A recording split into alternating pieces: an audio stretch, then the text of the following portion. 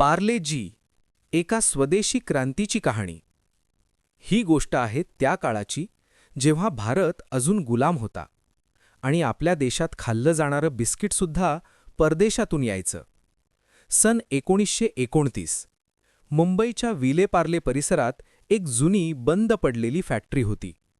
बहुतेक लोकांनी तिकडे पाहून फक्त भिंती पाहिल्या, पण एका माणसाने तिथे भविष्य पाहिलं. त्यांचं नाव होतं मोहनलाल दयाल चौहान. ते मूळचे रेशीम व्यापारी, पण मनात एकच विचार: भारतीयांनी भारतीय वस्तूच खाल्ल्या पाहिजेत. त्यांनी ती जुनी फॅक्टरी विकत घेतली. तेव्हा त्यांच्यासोबत होते फक्त 12 माणसं, आणि तीही सगळी कुटुंबातलीच. ना मोठा भांडवलदार, ना मोठं मशिनरी नेटवर्क. बिस्किट बनवायचं तंत्र शिकण्यासाठी ते जर्मनीला गेले आणि परत आल्यावर तेच इंजिनियर, तेच कामगार आणि तेच मॅनेजर बनले. त्या काळात बिस्किट म्हणजे श्रीमंतांची चैन होती. बहुतेक बिस्किटं इंग्लंडमधून येत.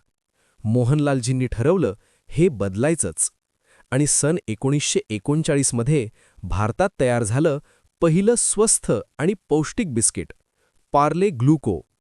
हे बिस्किट सामान्य माणसासाठी होतं, मजुरासाठी, शिपायासाठी, विद्यार्थ्यासाठी होतं. स्वस्थ होतं आणि शरीराला ऊर्जा देणारं होतं.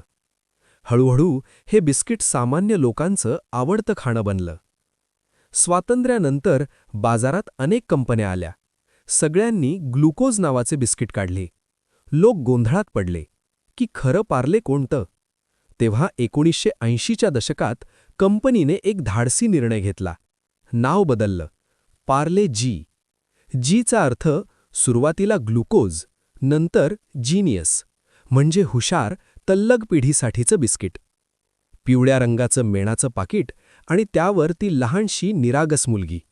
ती मुलगी कोण नव्हती, ती होती प्रत्येक भारतीय मूल. पार्ले फॅक्टरी आणि विले पार्ले स्टेशन यांचं नातं फार खास होतं.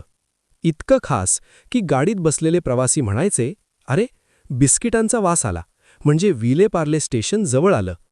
तो सुगंधच पार्लेची ओळख बनला होता. आज पार्ले जी जगातला सर्वात जास्त विकला जाणारा बिस्किट ब्रँड आहे.